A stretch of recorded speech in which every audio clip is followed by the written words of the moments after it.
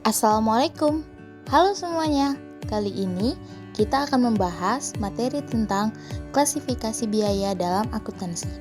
Sebelumnya, udah pada tahu belum apa itu klasifikasi biaya? Eits, tapi sebelum itu kita perkenalan dulu ya. Saya Aditya Abdillah. Saya Diah Ayu Fadila Boru Sirait.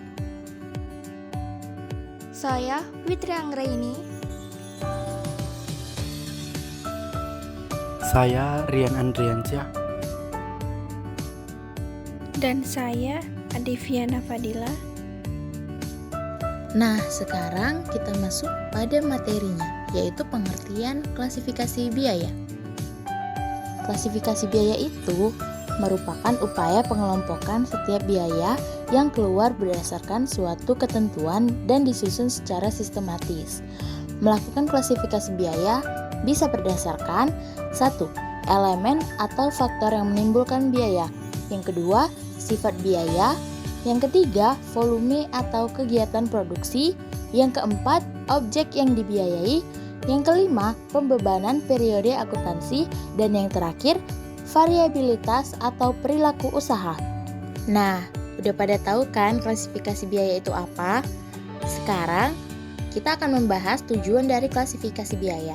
Karena klasifikasi biaya juga punya tujuan loh. Berikut ada beberapa tujuan dari klasifikasi biaya. Yang pertama, memudahkan proses pencatatan dan perhitungan. Yang kedua, untuk menetapkan harga pokok penjualan atau HPP dan margin profit atau keuntungan yang bisa didapatkan perusahaan. Yang ketiga, klasifikasi biaya membantu perusahaan memiliki data keuangan yang lebih detail, sistematis, dan faktual. Yang keempat, memudahkan evaluasi keuangan dan pengulangan pencatatan biaya yang sama, namun dengan nama berbeda. Yang kelima, menjadi pedoman untuk menyusun perencanaan pengeluaran uang dan biaya pada periode berikutnya. Selanjutnya, jenis-jenis klasifikasi biaya. 1. Klasifikasi biaya berdasarkan faktor yang menyebabkan munculnya biaya terbagi menjadi 3, yaitu material cost atau biaya bahan. Merupakan biaya bahan baku yang dibutuhkan perusahaan untuk menghasilkan suatu produk atau jasa. Contohnya, kapas dan benang untuk pabrik tekstil, bahan kulit dan sol untuk pabrik sepatu, dan sebagainya. Yang kedua, labor cost atau biaya tenaga kerja. Merupakan biaya yang dikeluarkan perusahaan untuk membayar para pekerja, umumnya dalam bentuk upah, gaji, ataupun komisi.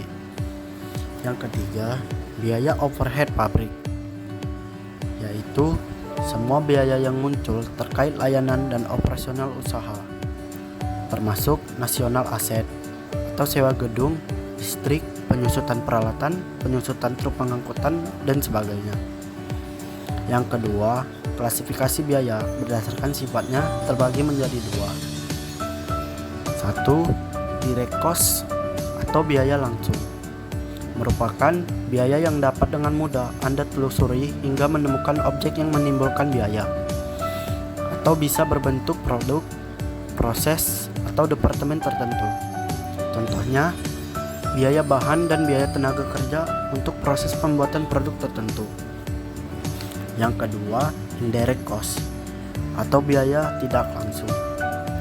Merupakan biaya yang tidak dapat diidentifikasi secara spesifik objek biayanya, atau pengeluaran biaya tidak secara langsung merujuk pada produk, proses, maupun departemen tertentu.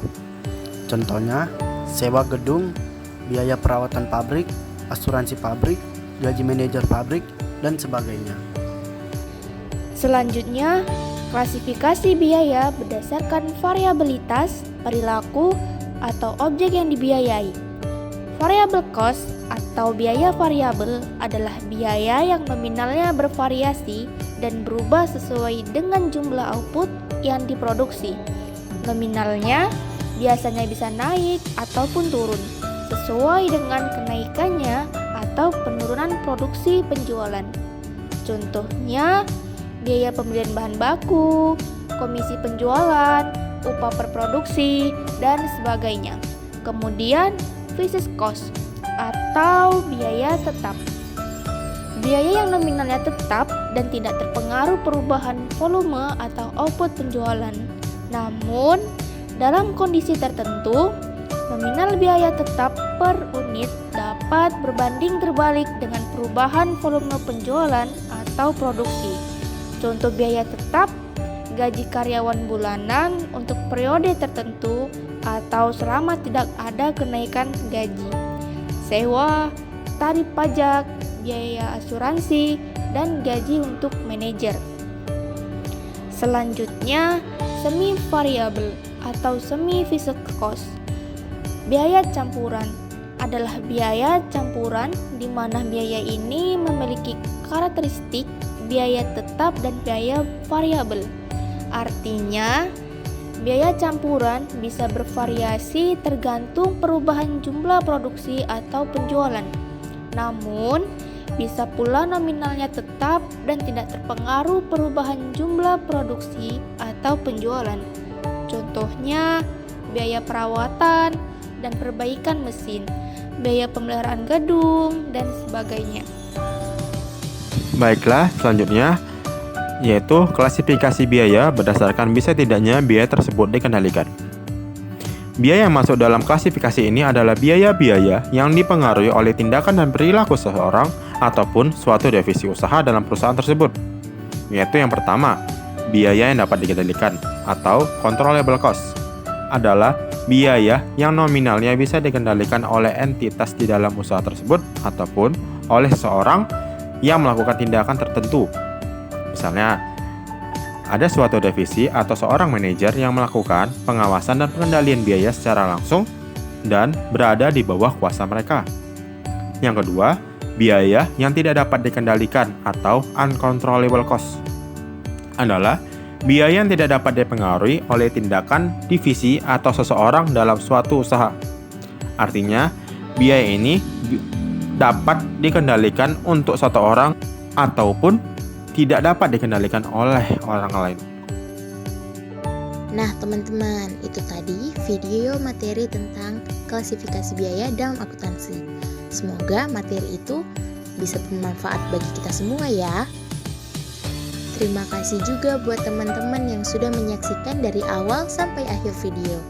Apabila banyak kesalahan di dalam videonya, kami mohon maaf ya teman-teman. Terima kasih sudah menonton. Bye-bye. Assalamualaikum.